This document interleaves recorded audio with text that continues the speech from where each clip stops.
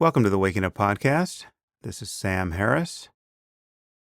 Okay, before I introduce today's guest, I just want to say that the response to my appeal for support in my last podcast with Yuval Noah Harari was very encouraging. Around 1,000 of you joined my page on Patreon, and a similar spike happened through my own website. So that's fantastic. And many of you wrote to say that I should offer some content that is available only to supporters. And I actually have a few ideas on that front that I'm excited about. I'll discuss the specifics of that in my next podcast, which, if the calendar holds true, will be with Lawrence Krauss, whom most of you know, and that should be fun. And now for today's guest. Today I'm speaking with Anne Applebaum. Anne is a columnist for the Washington Post and a Pulitzer Prize-winning historian. She's also a visiting professor at the London School of Economics, where she runs ARENA, a program on disinformation and 21st century propaganda, resisting those things rather than producing them. She's formerly a member of the Washington Post editorial board, and she's also worked at The Spectator, The Evening Standard, The Daily and Sunday Telegraphs, The Economist, The Independent. Her writing has appeared everywhere, including the New York Review of Books and the Wall Street Journal and the New York Times. And she's the author of two very well-regarded books. The first is Iron Curtain, which describes the imposition of Soviet totalitarianism in Central Europe after the Second World War. And her previous book, Gulag, A History, won the Pulitzer Prize for Nonfiction in 2004. Now, as you'll hear, I've primarily been reading Anne in the Washington Post and following her on Twitter, where she's just been an assassin. Her commentary on Trump has been on point from the very beginning, practically from the moment he announced his candidacy. So I recommend that you follow her on Twitter. She's at Anne Applebaum, all one word. Needless to say, her expertise on Russia and propaganda is coming in especially handy these days. You'll hear that we recorded an addendum to this podcast because a few days after we recorded the initial conversation, events got quite colorful in the ongoing investigation into collusion between the president's team and the Russians. So we added about 10 minutes at the end to bring things as up to the minute as one can in a podcast like this. No doubt the story will have changed since, but I suspect the moral core of the story is the same, and that's what we talk about. Now, of course, you all know what I think about Trump, and I know that many of you are getting bored with my howls of pain, and so I haven't been saying much on my own. Instead, I've been bringing guests on who have a lot more to say than I do, people who are far more knowledgeable about politics and the inner workings of governments and the relevant history. So in this vein, I spoke with Garry Kasparov and David Frum, and now I'm bringing you Anne Applebaum. Enjoy. I am here with Anne Applebaum. Anne, thanks for coming on the podcast. Thank you for inviting me. Well, listen, I've been following you on Twitter. Avidly is not too strong a term. You are among the few people who have just been devastating against our current president, and I would put you up there with David Frum in terms of the quality of the stuff you've been circulating on social media about him and in response to his antics. So first, let me praise you for that. It may seem like a trivial thing, but I think it's of immense social importance. Well, thank you. I'm not sure is it flattering or not flattering to be known for your Twitter feed, but I'll take it as a compliment. I think we fight in the trench we are given, and it seems to be an important one to occupy at the moment. Before we jump into the matter at hand, can you just say a little bit about your background as a journalist? How is it that you have come to do the work you're doing now? I actually I entered journalism in 1989. I began as a stringer, living in Warsaw. Actually, late 1988 is when I first moved there.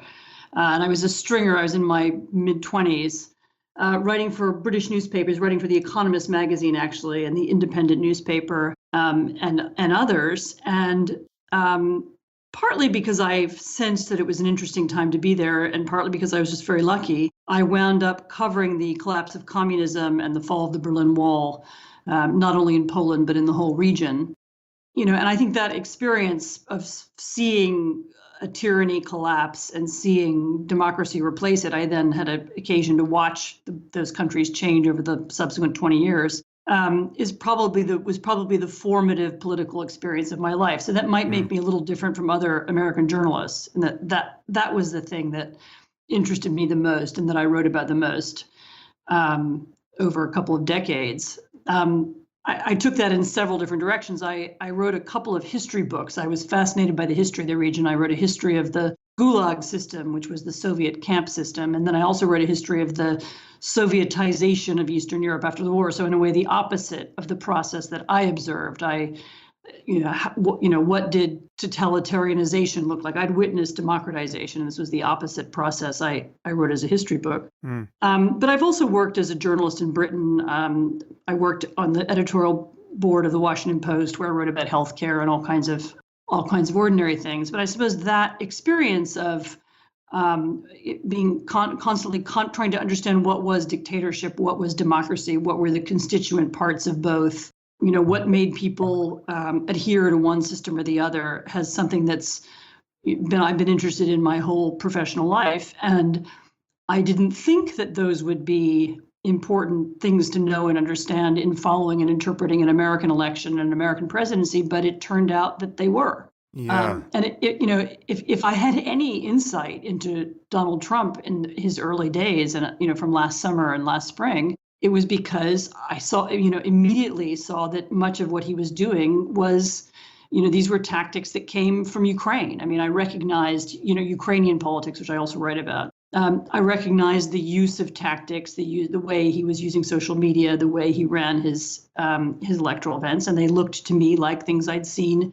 in Eastern Europe. And I think that somewhat weird insight might have turned out to matter, because it looks like he was influenced by certainly he had a campaign manager who had long Ukrainian experience, and I think that explains some of his electoral tactics anyway. Obviously, that's much of the reason why we're speaking now, because you were so early and so clear on these parallels, and we're in the process of discovering how relevant your expertise is at the moment.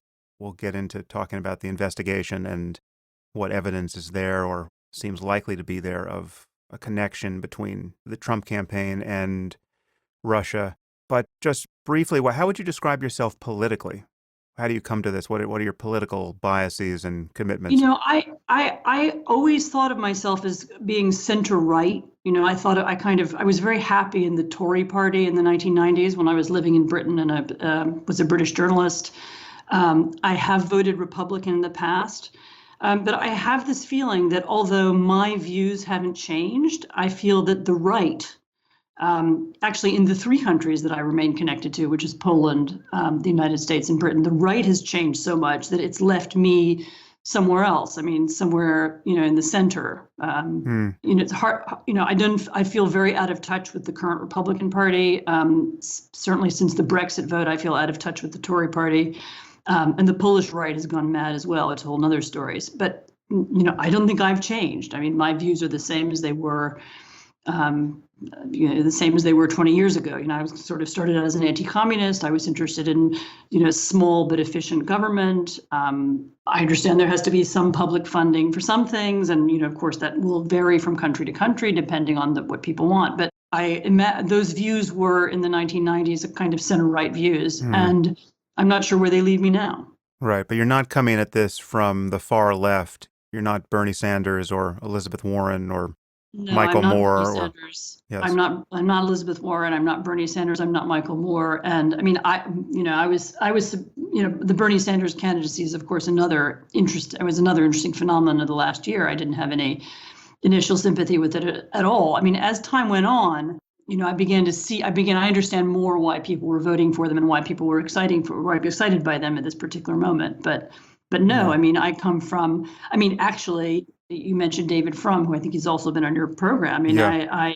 I for much of my life, I would have had trouble distinguishing myself from him in terms of political views. I mean, we've differed about some things, but sure, I used to write for the Weekly Standard. I used to write for the National Review. I don't know how people considered me because I'm not, probably culturally different from some of the American right, but I was very happy in that position 10 years ago. And now, I just don't know.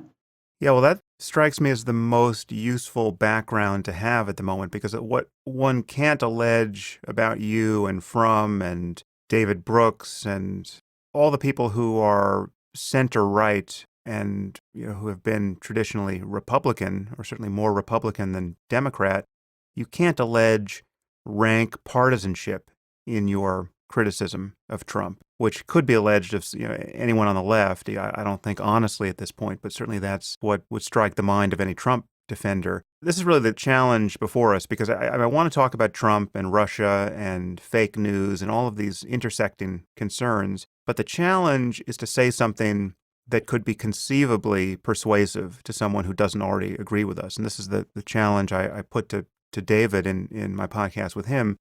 It's a very high bar given the style of thinking on the other side. This just strikes me as almost an insuperable problem, given how the defenders of Trump don't acknowledge seemingly facts that you have to acknowledge to be sane with respect to his behavior and his obvious lying. I mean, the most alarming thing about Trump, from my point of view, is, and this is among many alarming things, but it's the degree to which he lies. And the most alarming thing about his defenders is their reluctance to admit this. I mean, they'll say things like, all politicians lie, as though Trump's lying was of the ordinary sort. So even in the most extreme case, you have something like the wiretapping allegation against President Obama. The most Republicans in Congress will say at this point is that the president is wrong. But that entirely misses the moral and political core of what happened here. I mean, the president wasn't wrong in the sense that he was mistaken. It's not like he has some information that he misinterpreted in good faith, as anyone might have.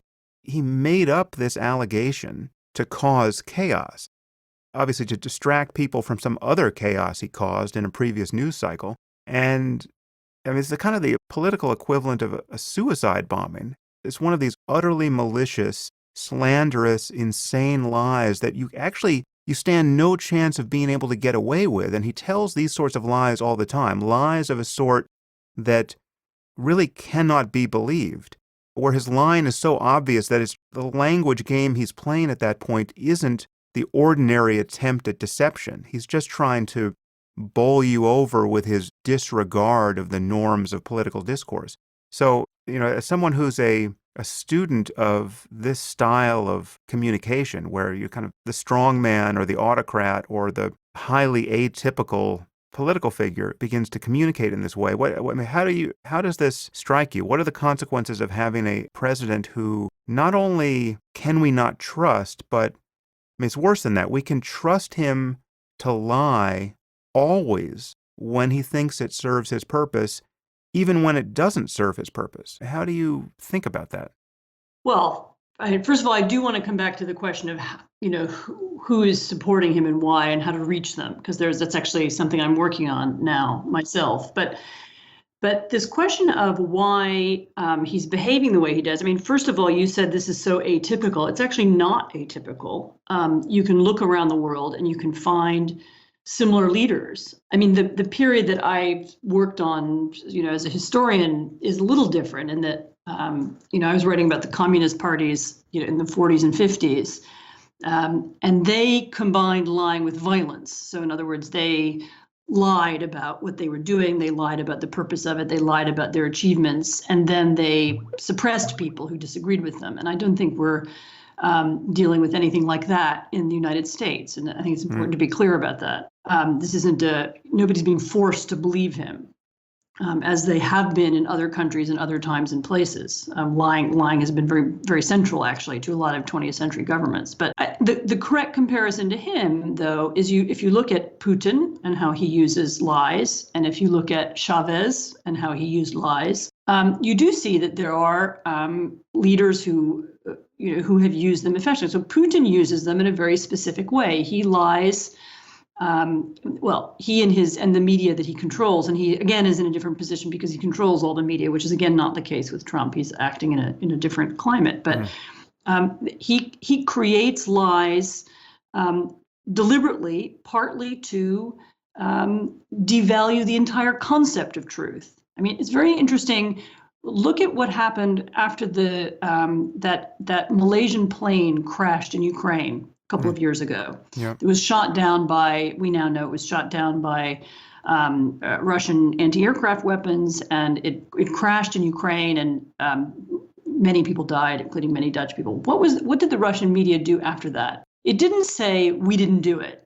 No, instead it released literally dozens of different explanations. There was one explanation, it was the Ukrainians shot them down because they were aiming at Putin's plane. There was another explanation that said there were lots of dead people put on the plane on purpose and it was crashed on purpose, as to discredit Russia. There was another, very many of them were absurd, the explanations. But the proliferation of them was such that it created this massive confusion around that event. And Radio Free Europe did a very good series of interviews in Moscow at that time, right afterwards, and they asked people on the street, why did that plane crash? And overwhelmingly, people said things like, "Oh, we have no idea, and we'll never know. It's impossible to find out. The truth cannot be known." And the effect of Putin and Putin's press, the sort of multiplication of explanations, was that it obfuscated the idea of truth. People don't believe you can find out the truth. And that's very useful to a dictator. Putin doesn't want he doesn't want people to believe anything because, maybe somebody will eventually print, for example, how much money he really has, many things about his colleagues and associates have been printed. There has been information about money stolen. There's a big piece actually in the last few days reported by several newspapers about the extent of Russian money laundering in Europe and how much, billions of dollars stolen from the Russian budget and so on. So what Putin wants is for all those stories to be undermined. So if you tell lots and lots of lies, then people don't really know what to believe, and they don't. And I don't want to make a direct analogy to what Trump is doing, but Trump clearly is trying to undermine the so-called mainstream media, or even, just the media. He wants people to doubt what they read. He wants his followers not to believe, the New York Times or the Washington Post. And so, by lying, he obfuscates the whole space in a way. The whole media space and the media conversation is thrown into chaos. I mean, I think it's really interesting how difficult it is for sort of mainstream reporters, really whether they have kind of center-right or center-left views, even to describe what he's doing. For example, as soon as he made that wiretapping claim, Obama denied it almost immediately. It was pretty clear to me right away that it wasn't true, that he'd made it up, and as you say, to distract from something else. But it's very difficult for, in our media environment, it was very hard for people to cope with that. And people kept reporting on it and they kept asking him questions about it. And it was very difficult for us to come to terms with it. And I think what it helped to do was undermine the whole idea that the press can report on things that are true and find truth and falsehood, and that there's anything that can be true or false at all. He prefers to exist in a kind of fantasy world where he can make up reality. So he can say, I won the popular vote in the election, or there were millions of people at my inauguration. And he wants people to believe that because he wants to create reality and not be beholden to reality. And lying is one of the ways in which political leaders do that. They do it in Russia, they do it in Venezuela, they do it in Turkey. It can be done. It turns out that you don't need even a police state to do that. You can sort of pollute the information space just by lying. And I think he has done that. And what's, the interesting thing will be to watch what happens both to the American press and to the American political debate over the next several years. And I actually don't have a prediction exactly. As I said, I can tell you what happened in totalitarian countries where people were forced to believe in lies or were forbidden from contradicting them. But how it will work in the United States, I don't know yet. In other countries, you get a phenomenon where people separate public life from private life. In other words, there's one set of values that apply in the public sphere, In the public sphere, you lie. And then in the private sphere, you behave differently around your family and your children and so on. And maybe something like that will happen in America, where people begin to say, right, the public sphere is different and, we behave differently there and we behave differently at home. Maybe you will begin to get people cutting themselves off from public life. And I've seen this a little bit among people I know. It's all so awful, I can't bear to read about it anymore.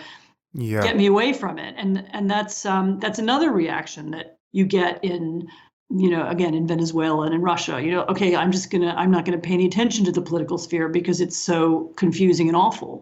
I want to flag that point because the truth is I feel that myself, and I notice that among people, and I just see that happening around me. But I feel it really acutely myself, and I'm someone who has made a lot of noise about Trump and dealt with the pushback that one gets there. And there's a kind of reality testing fatigue that sets in, and it's so onerous to have to respond to this stuff. And he lies with such velocity and so grotesquely, and as do his defenders, the Sean Spicers of the world and Kellyanne Conway. And it's unbelievable what comes out of their mouths. And I've said this before, I'm sure I'm not the only person who has said this, but if Trump were 1/10 as bad, he would seem worse. Like, you can't even keep up with the crazy thing he said a few hours ago because he's saying another crazy thing right now. And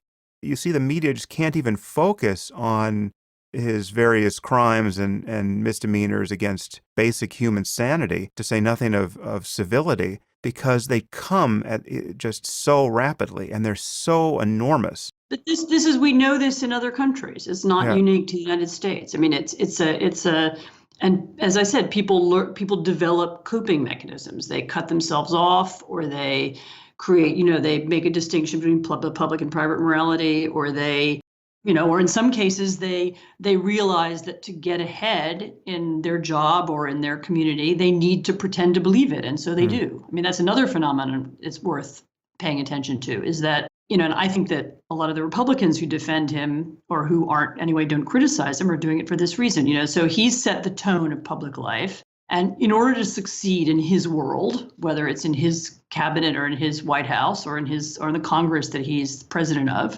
people will need to pretend what he's saying is true. And that will create another weird level of alternate reality. Yeah. Where, as you say, true, where people can't contradict him, because in order to sort of, in the way that, the Communist Party used to say, we've had this tremendous economic success, and people would say, yes, we've had tremendous economic success. It wasn't because they believed it. It's just that was what it was necessary to say in order to get ahead. And we will now see that phenomenon in American life as well. Yes. Let's step back for a second, and because I don't want to ignore this challenge I put to us at the beginning. What is the smartest defense of Trump you've heard? And so what could someone say? I don't know who this person would be. If you have a smart defender of Trump in mind, please name this person, because I would love to know such a person exists. But what could someone say to argue that none of what we just said matters at all?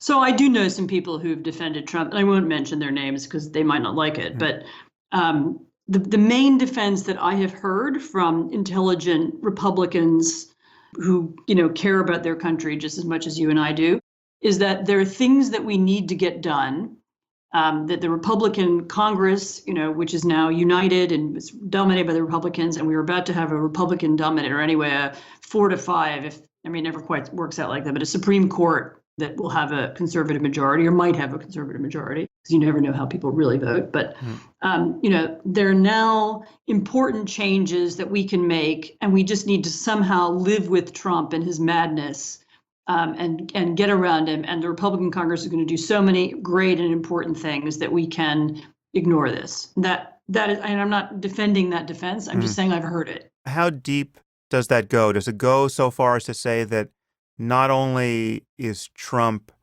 the lesser evil here, it's just not that Clinton was going to be so terrible and make our being the right's policy concerns unattainable, but that there's something actually more optimal about Trump than that? That what the system needs is this level of chaos or something like it. We need a Well, wrecking there's ball. the Steve Bannon anarchy argument or Mm. the Peter Thiel anarchy argument, that we need total chaos and revolution and we need to burn everything down. And then in the ashes of our country, we will rebuild something better. I mean, but that's, by the way, a Bolshevik argument. That was that was the motivating idea of the Russian Revolution, which ended in total disaster. I mean, there's no evidence that revolutionary destruction creates anything good ever. I mean, there's no historical example you can point to. But there are people who believe that. I mean, there are people who believe that. Stated that way, it sounds quite crazy to me. Do you think Bannon and Thiel and people who subscribe to the wrecking ball theory are imagining that level of real world chaos, or are they just imagining that it can be contained to the bureaucracy of government and that it will kind of clean out that mess of bad incentives and career bureaucrats who staff the administrative state, but that nothing that we really care about will be destroyed? So I only know, I'm now repeating what people have said about Bannon or heard him say or, interpreted that, but I'm told that he does believe in something quite a lot more than that. For example, he would like to have a war with China, because he feels that we need to bring this crisis to, this competition between our two countries to a head, and we need to resolve it. And so we need a war. And just, desiring a war like that's also very Bolshevik. I can't, I don't know whether that's true or not, but if it is, then it is a case that they do believe in something quite a bit more than just less bureaucracy. Give me the view from across the pond. What is Trump doing to our standing in the world? How do the various European countries view us at the moment? This is, of course, my main concern. I mean, so I live in London. Most of the time, I live in Warsaw. Part of the time, I have a kind of foot in different parts of the transatlantic alliance. I'm married to a Pole, who was in a previous Polish government and who's, I watched, Central Europe join NATO, which was very moving at the time. And I watched the creation of the expanded transatlantic alliance as it is and the sort of spread of democracy and prosperity across Europe. And, first of all, it was clear to me during the campaign that Trump, even by his rhetoric and his behavior, was doing enormous damage to America's reputation. But of course, since he's been in office, it's become much worse. The same things that we see at home, of course, are seen abroad. I mean, there's no difference anymore. And, the same tweets that he's tweeting in the United States are read all over the world. I mean, I was told there was a department now in the South Korean government that's now devoted to reading Trump's tweets because they need to be, up on them in case he accidentally insults South Korea. They might need to know about it. Sign of the times. Yeah, exactly. But I mean, first of all, the lying, which is perceived as lying abroad, just as is at home. But second of all, the open and obvious disregard for America's allies and alliances and traditional friendships, which are not minor and unimportant things, and which are not, and which have been extremely valuable and important to the United States. I mean, one of the bizarre things about Trump, who styles himself as a deal maker, is that he doesn't seem to understand even, what our alliances are and what they give to us. I mean, why does the United States have an outsized footprint all around the world? Why does the world speak English? Why is the world open to American companies? And one of the reasons is, and also why was our strength generally accepted and not fought back against in Europe and other places? And part of it is that we are an unusual superpower in that we have created this structure of friends and alliances and like-minded countries who want to cooperate with us in creating international trade agreements and international financial arrangements and ensuring that the business is possible for our companies. And, the world is open to our diplomats and our tourists and our travelers. I mean, there are all kinds of benefits that we have as a nation, both economic and psychological and political, from this enormous web of alliances with other democracies. And Trump, by denigrating it, constantly, actually, all the way through the campaign and right up until really a few days ago when he once again attacked Germany and Sweden in a strange speech that he gave. At a rally in Florida, he has continually attacked them, over and over again, while appearing to praise dictatorships, and particularly Russia. And that has alarmed people because, what does it mean? Is America not interested in democracy anymore? Are we not going to defend our friends anymore? Are we not interested in the world that we created? I mean, the globalized world, we call it globalization. Actually, in a lot of ways, it's been Americanization. I mean, it's been people accepting our norms and our ways of behavior and our understanding about economics. The free trade is an American, really, it's an Anglo-American idea. The British championed it in the 19th century, but we champion it now. This is the world that we wanted, and that we've stood behind, and we wrote the rules. So are we now going to unwrite all that? Are we going to destroy it? Are we going to go backwards? And it's very confusing for our allies. And for people who don't like the United States, it's a combination of them feeling quite nervous about us and not being sure what we'll do anymore. But it's also, a green light. Okay, America doesn't care anymore about democracy. That makes it easier for us to beat up on our dissidents. So I think there's been I think that the 2 months of his presidency have had a profound negative and maybe irreversible effect on America's impact in the world and America's presence in the world. I mean, this is something I did try to talk about before the election, quite a lot. And I don't know that, and one of the things I'm worried about is that I don't know that Americans understand this anymore. I don't know how if Americans are aware the degree to which this is their world, that they created with their rules, and that we have been the main beneficiaries of it. Yeah. So could you just reflect on the concept of soft power? It seems like that's what you've been describing, but it's not a concept that most people, I think, are familiar with. So soft power is the power that we exert through being, for example, the world leader in education. That people want to come and study in our country. They admire American degrees. It's the power we exert through the power of American culture. People want to watch American movies. It's power through diplomacy. It's power through media. It's power through that we set by example. I mean, for example, it's a side issue, but an important one. The fact that Rex Tillerson, the Secretary of State, has stated that he doesn't want to bring reporters with him anymore when he travels. Well, one of the things that when the Secretary of State brings reporters to, for example, China and has an open dialogue with them, one of the things that does is it shows, look, this is the American system. Our officials are transparent. They speak to reporters. And that sets a kind of example for China. It's a kind of challenge. It shows, this is how we do things, and we think it's better.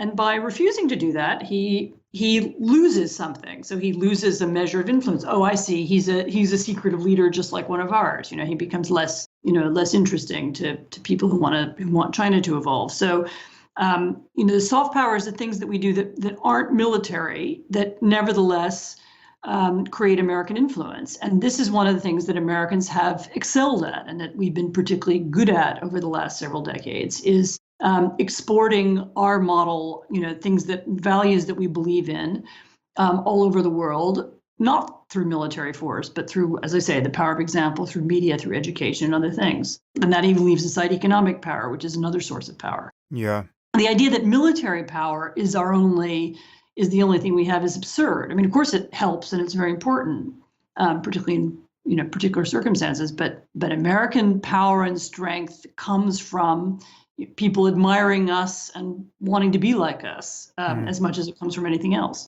I want to get into Russia and that kind of tightly wound knot in a moment, but just to stay on this point of foreign perception of our travails at the moment, how does our response to Trump, such as it is, appear to our allies abroad? I mean, how does it look like this investigation into Russia ties that's to whatever degree being midwifed by the Republicans in Congress? How does our response look to the rest of the world? Our system is not collapsing, obviously, but the fact that we were successfully promoted someone like Trump and are now so tongue-tied in addressing what to me is his obvious unfitness for the role of the presidency. It looks like American democracy is precarious in a way that I don't think anyone previously could have imagined. Yes, I've had a lot of sort of hysterical Germans wanting to know, is this the Fourth Reich? Is totalitarianism rising in America? And I think actually I've mostly suggested that that's not the case. Yep. I mean, a lot depends. I think it's a little early actually, because a lot depends on how our democracy does react to him. How do we deal with him? What does happen in these hearings? Are we, is our system able to cope with a liar? Is it able to cope with somebody with these authoritarian tendencies? And if it turns out that it can, which I think it's too early to say that it can't. I think it may very well might be able to. Then I think American democracy will look stronger to people. American democracy will look stronger to people. So I think. Certainly it's true that the outside world is gripped by the Russian story, partly because, particularly in Europe, I can say, there's really no country in Europe that doesn't have a similar story. I mean, there is, enormous amount of, attempted Russian influence in really every country in Europe. And in some cases, it's already shaped elections and it's already shaped political narratives, and people are very aware of this problem. So watching how that comes out, I think will have an enormous impact on other countries, particularly European countries.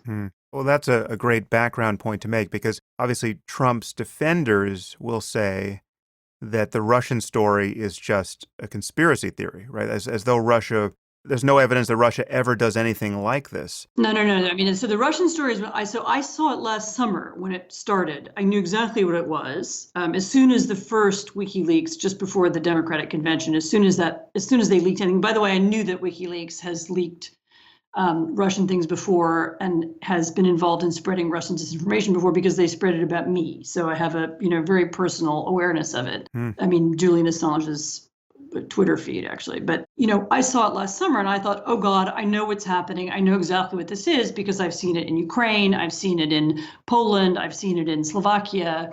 I've seen them trying to do this in France and Germany. I know exactly. I mean, it's a pattern of politics that they follow really in every European country, in which they seek out extreme groups and movements, which they support, sometimes quite openly. They support Marine Le Pen, who's the far-right candidate in France. They support the far-right party in Hungary. And sometimes it's with money. Sometimes it's just with contacts and associations. Sometimes it's with social media campaigns. Sometimes they put their money behind business interests in particular countries, hoping that those will either prove to be disruptive or will help them in some ways. But they're very interested in shaping the political debate all over Europe. And so when they began to do it in the United States, what surprised me was that it was working, because as I said, it's one thing for the Russians to have an enormous impact in Slovakia, which is a tiny country with very weak media. It's another thing for it to work in the United States, which just floored me. When I saw the pattern, I knew exactly how it was working. I just didn't think it could succeed in the U.S. because I thought the U.S. was too big, and our media is too complicated. How could Russian memes, and Russian slogans and Russian narratives come to dominate the election? And then actually when Trump himself began using them, I realized that we were in a whole different ballpark. And I actually, to this day, I still don't know whether he used them knowing they came from Sputnik and from Russian media sites, or whether he thought they came from somewhere else. But he certainly, for example, the latter part of his campaign, stuff like, Obama created ISIS. That was a story that originated, in Russian media. Hillary Clinton will cause World War III. That was a story that originated. That was a theme that originated in Russian media. When he began doing that, I thought, surely this won't work. But of course it did. But as I say, the main point is that this is there's a set of tactics they've used. There's a pattern to it. It works the same in every country. They adjust it depending on the politics. Sometimes they support the far left, sometimes they support the far right, sometimes they support business people. But, in every country, they do the same thing. And that they did in the United States is not surprising. Again, just surprising that it worked. Yeah, it was fascinating to see these memes spread. I didn't know necessarily that they were coming from Russian sources at the time, but when I was criticizing Trump during the campaign, I had this kind of unique view of this because, having a reasonably sized audience and discovering that some significant percentage, I don't really know what, but, I always thought it was something like 20% were Trump supporters.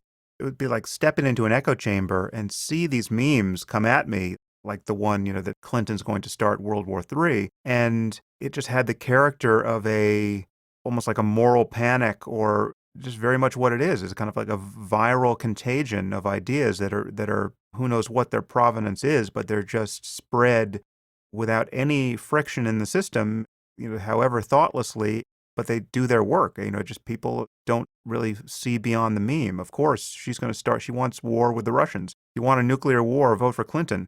It was amazing to see. Yeah, but that was done deliberately. I mean, so Yeah. they created the themes, and then there was this enormous network of trolls and bots who repeated them in different ways over and over and over again, so that they would appear on people's Facebook pages and on their or Facebook feeds and news feeds, and they repeated them on dozens and dozens of conspiracy websites, and it was not an accident that you started seeing them all over the place. It was a deliberate tactic. As I said, I was just surprised that and I've seen that before too. I just was surprised that it worked. Is there anything to say to the Trump defender at this point who will hear this as just more fake news, or its own conspiracy theory? Now you have a conspiracy theory about Russian conspiracy to subvert democracy. I mean, I would suggest that people look at what's happened in other countries and look at how this. I mean, there has been stuff. I can recommend things that have been written about it. Look at how it has worked in the past and compare the experience in the United States to other places, and then you can see that it's a pattern, and it's not it's not something that Bernie Sanders made up or Elizabeth Warren. It's not crazy. It's got I suppose for Americans it's new. People haven't seen this or thought about it before. I mean, it's not new for Europeans. Right. But if you look at if you want foundation for it, start reading about Russian disinformation tactics, Russian media, and then you can, get and it's not just the Washington Post and the New York Times that have written about it. I mean, you can find think tanks have written about it and scholars, and look it up. Go do some background reading, and you'll discover that these are known tactics. They've been tried before and they've worked in other places. If you think it, look for the context. Try and find the examples of it elsewhere. What do you say to arguments of moral equivalence? I mean, Trump made one himself when Putin's violence was pointed out to him. He said, well, we've done violent things too. Yeah, it's amazing that wasn't a scandal. We don't kill our own journalists, but yes. Right. I want to get into who Putin is in a moment, but what do you say to those who say that we really have no moral standing to judge Russia for meddling in our election, say, because or even invading other countries because we've done that sort of thing in the past? I mean, if you think we have no moral standing, I mean, first of all, that's an argument that the far left made for many years. So we know this argument. It's amazing to hear people on the right making it. But if you think that we have no moral standing, then you are saying in effect that you don't believe in our democracy, and you don't believe that there's anything good about our system, and you don't believe that there's anything valuable about the American or really even the Western political system. And then you need to ask yourself, well, then, why are you bothering to be interested in politics at all? I mean, what is politics for you? Is it just cynical? Is it about, as Trump would have it, is it about people doing deals and getting money for themselves? Or, if politics isn't a moral space, then what is it? Then it's, it's another set of business deals. I mean, and then we are in different territory. Then we're not the United States anymore, at least as not as we've been for the last couple of hundred years.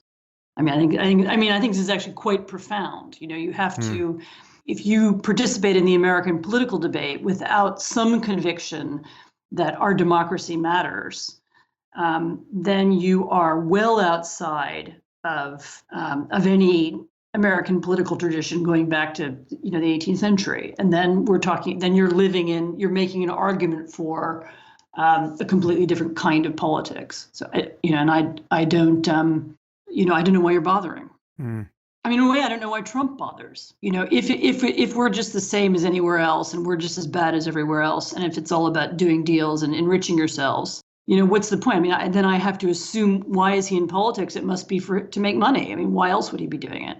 Yeah, well, that's a suspicion, obviously, that many people have had, and it's one that I share. I view him as someone who, to an unusual degree, and when I said he was atypical before, I meant atypical of the U.S., and not that we couldn't compare him to someone like Chavez. But I just see that to a degree that I have never suspected was likely to prevail in our politics, he is nakedly and pathologically selfish. This is someone who really is, I think you could walk 1,000 miles in any direction from where you are and not encounter someone who is this devoid of an ethical connection to other human beings and who is so concerned about being famous and rich and powerful and is so morally shallow.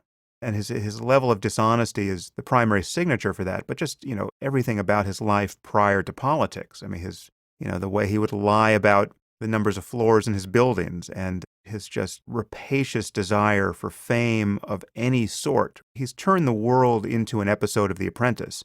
And this is success for him. And if it was possible to take any of this personally, it is a national disgrace. I mean, it's a humiliation for an entire country and political system that this is what has been achieved by this man who is he's mediocre even as a real estate developer. He's not even among the great real estate developers of New York. If you had listed the great real estate developers in Manhattan and asked them to list their equals, he wouldn't have been on that list.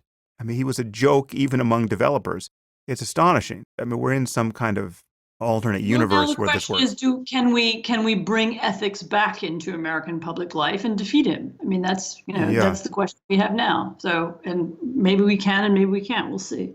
Let's bear down on the question at hand here, which is the connection between Trump and Russia.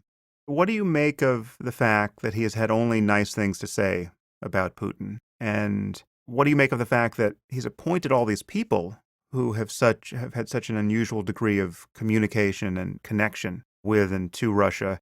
And I guess, again, keeping an eye on appeasing those who will just be totally unsympathetic with the line we've taken here, what is the most benign interpretation of all of that that's still plausible? And I guess I'd also want to hear that, but what's the most nefarious? I mean, give me the two extremes where the range of interpretation between being sanguine and charitable on the one hand and being fairly worried and suspicious on the other, that you think that sane, non-hysterical people and non-blind people can still occupy.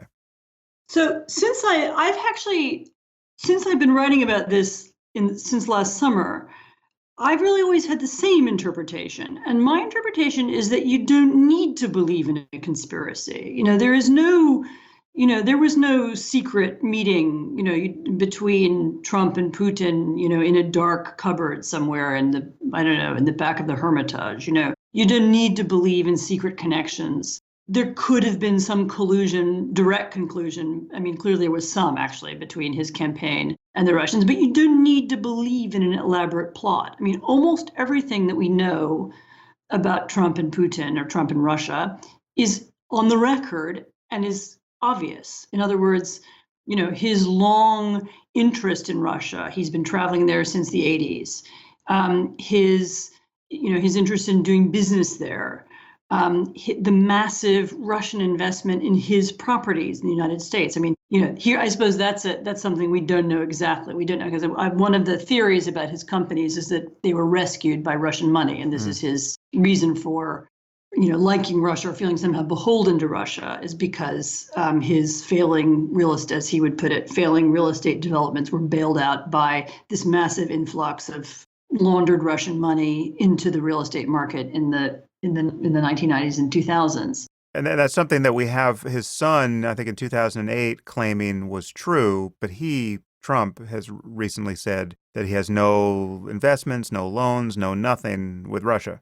Well, he's actually been very careful. He said he has no investments and no loans, but he hasn't denied that he has Russian investment in him. In other words, in his properties. And actually, there's been quite a big Reuters piece today or yesterday Unfortunately, I don't have the exact numbers in front of me, but showing, hundreds of millions, if not billions, invested in his real estate companies from, people holding Russian passports in the last decade. So, it's certainly very substantial. We just don't know exactly how substantial, but that's also always been clear. I mean, we've sort of known that all along too.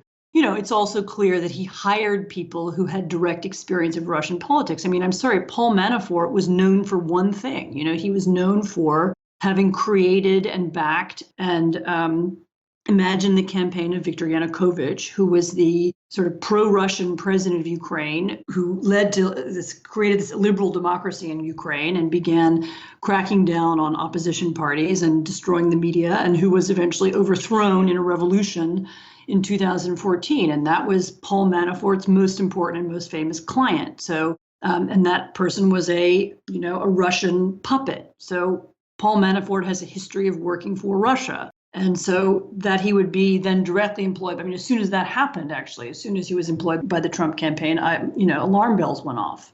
Just to remind people, he was running the Trump campaign I think he ran it for at least 5 months, right? He ran it for at least 5 months, and he seems to have apparently used to live, I don't know if he still does, but at one point he lived in Trump Tower, so he has longer connections to Trump. But he ran, and he was running the Trump campaign the same way he ran Yanukovych's campaign. Those rallies with kind of violence and so on. I mean, those were Yanukovych tactics. As I said at the beginning, This is how I recognized them. Didn't Sean Spicer, I think yesterday in a press conference, when Manafort's name came up, he said something like he had a peripheral connection to the campaign, as though he barely was a part of it when he was actually running it? It's absurd. I mean, he ran the campaign, and as I said, I recognized his tactics. I mean, there was sort of Paul Manafort's Yanukovych style tactics being used in the U.S. election. That was one of the first clues. But I think the deeper, in some ways, I mean, I know people want a conspiracy and they want secret agreements and so on. But the deeper and the really disturbing thing about Trump and Putin is the degree to which Trump appears to admire Putin for what he is. And I think it's this, what has Putin done? What is he known for? And what he's known for is his ability to combine business and politics. In other words, he used stolen money, essentially, or, laundered money to get into politics. And then once he was in politics, he used his political position to make more money. I mean, how did Putin become one of the world's richest men? It was through using his connections inside the Russian state. How does he run Russia? He runs it through, financial links through an oligarchic system. And he sort of combines the money, and he also uses violence as well, and he murders journalists and so on, and murders his political opponents. But it's this personal enrichment. Putin lives in palaces and he has yachts, and he owns a huge apartment in Paris that's, the French police know about. So he owns things all over the world. And this, it seems to me, must be what Trump admires. I mean, he is the kind of politician we have never had before in the United States. And we've never had a president, in any case, who used the office to enrich himself. And it's become clear that, Trump sees himself as something like, what Putin did. And what Putin did is something he admires, and he wants to be like that. And to me, that's the most disturbing thing about him of all. As I said, it's a vision of politics, totally amoral politics. I mean, beyond just being unconstitutional. I mean, it's amoral in that it's the point of it is to enrich yourself and the people around you, and then to throw some slogans at ordinary people so that they're fooled by it and they don't see it or they don't care about it. Just to say nothing of the fact that we now have a president who has only said nice things about a world leader who poisons his critics with polonium. Yes. And that now, I think the last poll I saw, 37% of Republicans have a positive view of Putin. Yeah, I mean, this is the piece of it that I didn't expect.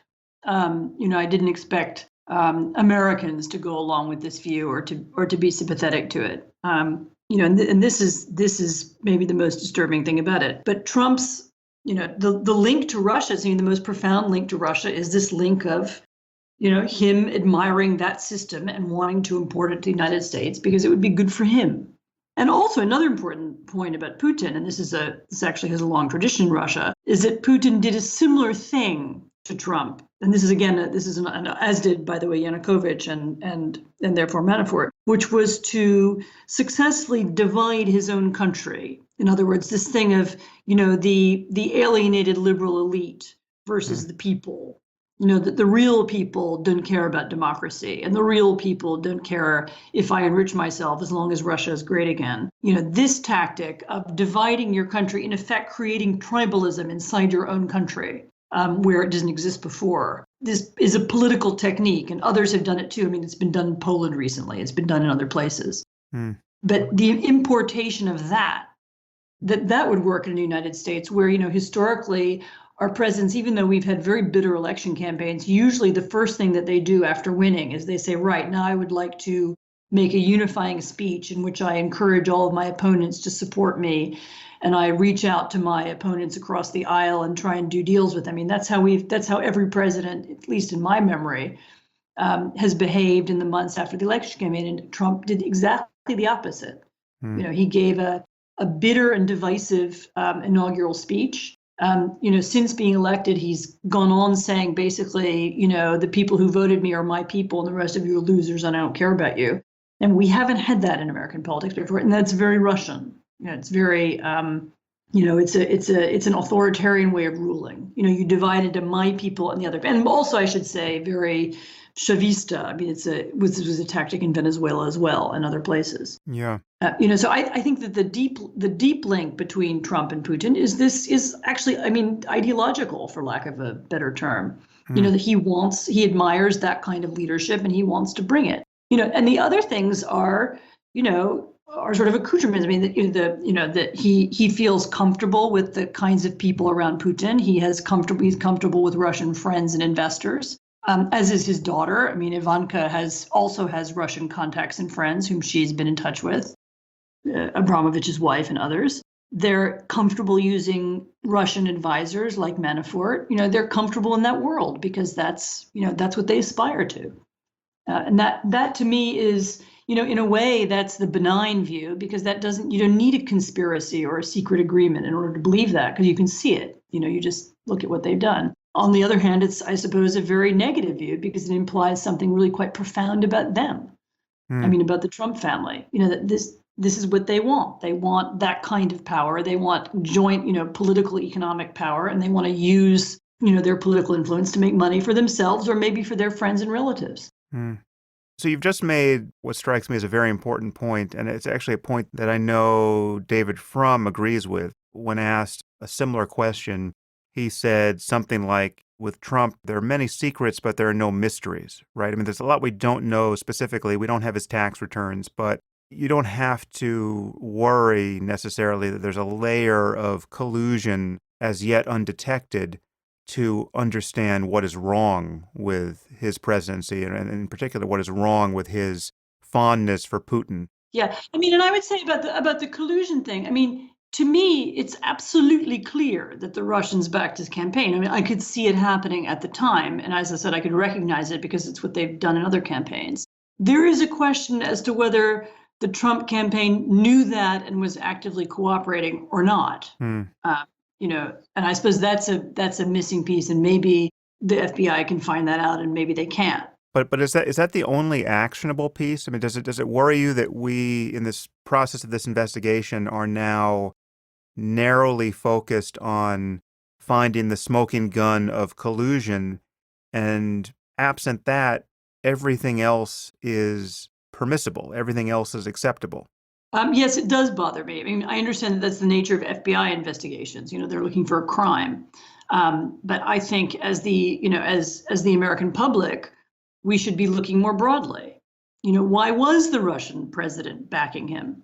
Why were those slogans successful? Why was this authoritarian language and this divisive way of running a political campaign? Why was that successful? And I think that's what we should be focused on. I have no doubt that Russia backed him, and so the question is why and what does it mean? And I would hope we could begin to talk about that. I mean, I'm not sure that that's the FBI's job. What would it take for Congress to turn against him? I mean, can you imagine a sequence of events that didn't entail a crime of the sort that the most paranoid among us may imagine happened? that would still lead to his impeachment?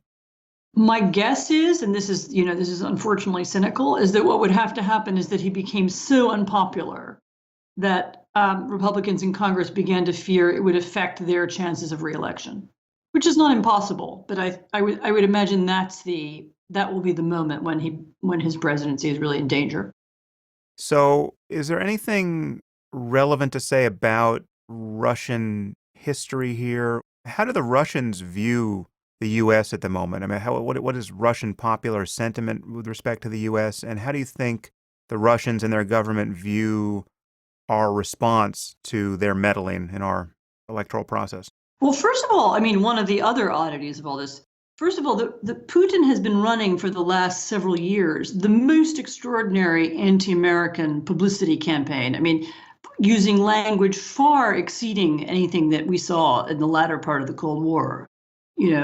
Pounding the United States sort of day in and day out on the media, and all the media one way there or the other is state controlled. With a few exceptions, over and over again about American, evil and American iniquity and terrible things that America has done in different parts of the world and terrible things about the American economy. And you can see a kind of echo of it on RT, on the Russian television that you can get in the United States. But actually what you can see in Russian is much worse, right up to kind of threatening language about atomic warfare and pictures of bombs exploding and so on. So, I have to assume that Trump doesn't know that, or that the people around him don't know that. But the campaign against the United States, and this has been, of course, part of how Putin has stayed in power, is by impressing people of the nature of the Western threat, which is now supposedly mounting against him, and the terrible things that NATO is plotting against them. So he has created this idea of threat and terror coming from the West that has been, promulgated in Russia for the last several years. And so, expecting Russians to even when Trump was elected, people were, of course, there was a lot of much more positive news about Trump, but even after that, people were still very wary. This is probably the most anti-American mood that Russia has been in since, for several decades right now. So expecting them to see anything, I mean, of course, there's an important percentage of the Russian population doesn't believe their media. So with the exception of them, and we don't really know what that proportion is. But yeah, many Russians would just assume that anything coming out of the United States is a lie or is a conspiracy theory. They would assume that our congressional investigation is rubbish, because that's what they're told literally every night on television, and with very few exceptions. Again, the perception of Trump has been much more positive than of any previous president, partly because he was portrayed as being pro-Russian on Russian television. So there was some enthusiasm when he was elected, but cynicism has mostly set in again. But every night Russians watch negative stories about the United States, terrible images and so on, expecting them to think anything positive, even about our investigative processes. I think probably hoping for too much. What do you think about this dossier that was prepared on him by the British spies? Is there anything of interest there, or is that just political pornography? No, it was classic raw intelligence. The guy who wrote it was picking up gossip in Moscow and talking to people who knew some stuff. And it's, and it should have been treated as such, but that's why it should never have been published.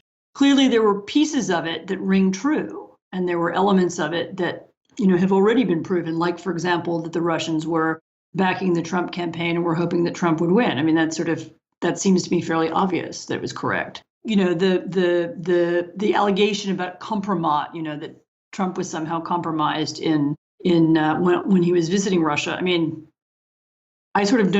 maybe something like that happened. I don't really care, because, as I said, as far as I'm concerned, his, what you know about his open relationship with Russia and what we can see on the surface is much more damaging than that. Mm-hmm. And I can think of plenty of explanations why he would be pro-Russian other than that. So I don't really need that as an explanation. Right. But some of it, and I think it was Senator McCain who sent it to the FBI. I mean, I think it was certainly, it was certainly worth investigating, and it was important as as gossip to check it out and try and understand it. I mean, but once again, I don't think we need these secret documents in order to understand what's going on. Yeah, well, that strikes me as a very important point, and it's one that makes a narrowly focused investigation on the worst possible disclosures, I think, a real liability. I mean, I think we have to grapple with the fact that we have someone in power who really doesn't have a civil society democratic bone in his body. And, his admiration for Putin is a symptom of his character and temperament. I agree with you, and I think that's more important than, and you're right, of course, the danger is that the FBI investigation won't find the smoking gun, and so therefore people will say, oh, well, it's all right then. Yeah. Whereas actually the problem is deeper and more important, and we don't need a smoking gun because we can see it. We see it's all pretty open. Okay, so Anne, a final question about what happens in this era of fake news. How do we deal with the fake news problem, both the real fake news and the fake news? I mean, that is the allegation that the real news of the sort that you report and your colleagues report is fake and just made by propagandists. How do we get to a future in some near term where this is not as corrosive a problem as it's been? Well, funnily enough, I mean, I actually started thinking about this problem a couple of years ago, exactly in the context of Russian propaganda, and I started thinking about it in Eastern Europe, and what could be done there, where I saw this same problem originally. And by the way, I really do think that the Russians were pioneers. They understood before other people did that social media could be manipulated, and that it could be used to pass off fake stories efficiently. And they just, now lots of people understand it and lots of people do it, but they just saw it first. And they were using it first before others did. And that's why I started working on it a couple of years ago. I mean, my answer is that there isn't going to be a silver bullet. There are going to be a number of answers. And it will require a lot of different institutions to get interested in solving them. A lot of the tech companies want some kind of simple answer, like they can do automated fact checking, or there will be some app you can have on your phone, that will tell you if the story is true or false. And I just don't think that's going to work. I think there will be we need a combination of media literacy, teaching people how to read this new media. And how to react. And by the way, I even think that some of the coverage of it is going to help that, as people begin to notice. I know lots of people have said to me that, they've begun to notice what is in their Facebook feed and what they see and what they don't. And I actually think most people don't want to be fooled. People don't like being taken advantage of. And so if you can explain to them, look, you're being fooled and this is how, they will react to it. But it's very important to think about different kinds of audiences. So there's some audiences for which, fact checking will work. And there's some audiences for which, a media literacy, even as a form of entertainment, will work. If you could do a television series about information war, for example, that would teach people how to understand some of the techniques.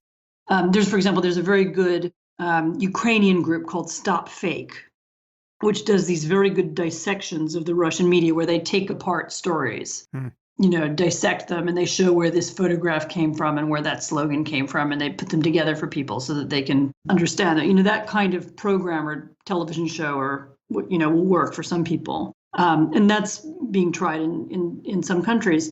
I mean, there is also, I think, a lot more research to be done. And I'm talking to you from the London School of Economics, where I'm hoping to help launch some of this. There's a lot more research to be done on the nature of disaffected audiences and people who believe conspiracy theories. Why do they believe them? What would cause them not to believe them?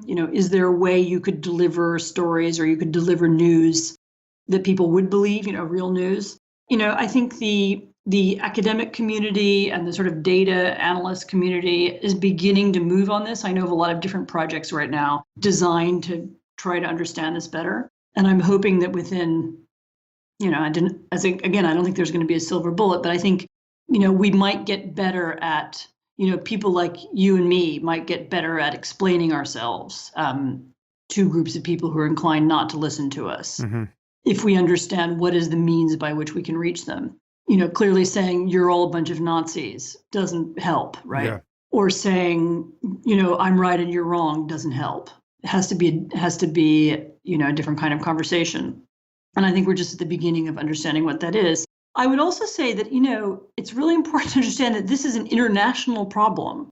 As I said, I began to pay attention to it a couple of years ago, but I'm aware of how it works and I've studied a little bit how it works in Russia, how it works in Poland, how it works in the Philippines. The social media revolution is really quite profound. I mean, it's shaken, if you think back to the invention of the printing press or the invention of radio and what those things did to politics and to media. I mean, the invention of radio, who were the first people to learn how to use radio? It was Hitler and Stalin. Those were the great users of radio first. What happened after the invention of the printing press? You had, the Reformation and, the 30 Years' War. I mean, the disruption in the way in which people get and perceive and process information has been really profound. And it coming back to an equilibrium or getting back to a place where, at least we're all having the same kinds of conversations about the same facts and we can discuss rationally what happened yesterday may take a long time. And it may require new forms of education. It may require, different ways of thinking about media, and certainly requires a lot of, better understanding of exactly how this works and why people are fooled by it. It's an enormous challenge, but there's nothing else to do. And I am very grateful that someone of your caliber is doing it. It's really fantastic But that you're out there. It's going to be a project for, literally the next generation. Yeah. A generation of people, just like it took more than a generation to deal with the printing press, and how that changed the way in which people got information. But it will be, a task for our children to figure out how to deal with this. It's going to go on for quite a long time. No doubt. Well, listen, Anne, it's been great to talk to you. Again, where this conversation is facilitated by this crazy technology we all have access to, and it's amazing to be able to do this. Before you go, I want everyone to follow you on Twitter. I will put a link to your Twitter feed on my blog where I embed this podcast, but please just declare your Twitter handle for all to hear. It was pretty easy. It's at Anne Applebaum. All right. Please follow Anne. She is a voice of sanity on Twitter. Thank you. Listen, Anne, good luck with everything you're doing, and I hope our paths cross in person one of these days. I hope so, too. Thanks a lot. So, Anne, this is sooner than I expected to have you back on the podcast because we haven't even released our episode yet, but things have developed ever so slightly. I just wanted to check back with you. There's been a huge news day, which, frankly, I haven't followed as closely as I might have. But this is the day where there was both a terrorist attack in London and a seeming frenzy around the investigation into possible collusion. So obviously we're talking about the latter. Is there anything you want to add to our conversation in light of what seems to be happening now? What I'd like to add is it's not exactly an "I told you so," but pretty much everything, in particular, that we've learned about Paul Manafort, who we already discussed earlier, was more or less knowable 6 months ago. So, okay, now we know some details. We know that he actually had a contract with a Russian oligarch to do influence peddling in the United States on behalf of Russia. But that was guessable. I mean, we knew who his contacts were in Russia, including Oleg Deripaska, this particular oligarch. We knew that he was working for effectively a Russian agent politician in Ukraine, Yanukovych. I mean, that's what he's been doing for most of the last, 7 years. We knew this was his job. We knew who was paying him. We actually knew. From Ukraine, we knew that he'd been taking it's not clear to me whether they were illegal, but he'd been taking under-the-counter payments from Yanukovych's political party. I mean, all this was sort of available information. It was available to the Trump campaign, and it was available to us. And so, first of all, we have to assume the Trump campaign knew and didn't mind, and maybe even saw this as a positive about him. So it was, we knew he had these connections, and presumably somebody in the Trump campaign thought this would be of an advantage to Trump. So that's the first piece of it. And second of all, the news media knew, and the the public knew. I suppose the public doesn't necessarily know the context of it, and the context is, that Russian influence buying operations or influence peddling operations, I should say, are at work in pretty much every Western country. And in some European countries, they've been very decisive in politics. They've helped create parties and sway elections. And that now this method that's been used in Europe has coming to the United States. And we should have known that. I suppose most people don't pay attention to the context because the politics of Ukraine or Slovakia aren't of great relevance. But the point is, it's, if when you're electing the president of the United States, it is important to try and understand and try and see the context. And that was it. So I would say that, while we're getting closer to something that looks like, you could call it a smoking gun, but while we're getting closer, we're getting more information about, who these people are and how they operate. I don't think it really is fundamentally changes anything. The Trump campaign deliberately employed people who had shady connections in Russia because they thought those connections would help them. And whether there was actually a phone call where they said, okay, when you release this WikiLeaks material, we'll do X and you'll do Y, that I still don't know. But that it was generally perceived to be helpful is clear. Just to anchor that point, any denial of a sort we've begun to see that they knew the depth of Manafort's connections to Russia, that just seems on its face totally unbelievable, right? It's ludicrous. If I know it, and I know it as a kind of casual observer of Ukrainian politics, if I know it, and I'm not even based in Kiev. I do pay attention to it, but if I know it, then they knew it. It was the most famous thing about him, and it was written by several people at the time, including me, but even more in depth by other people. It was like saying, I don't know, what is Madonna most famous for? She's most famous for a song called Like a Virgin. It's like saying, well, I didn't know she sang that song when I hired her to sing at my concert. How could you not know that? Yeah. What's Paul Manafort most famous for? He's most famous for working for Viktor Yanukovych, who is a Russian puppet in Ukraine. Well, then, he has those connections. And I think he's worked for Trump in some capacity off and on since the 80s, right? It's not like he's a recent hire.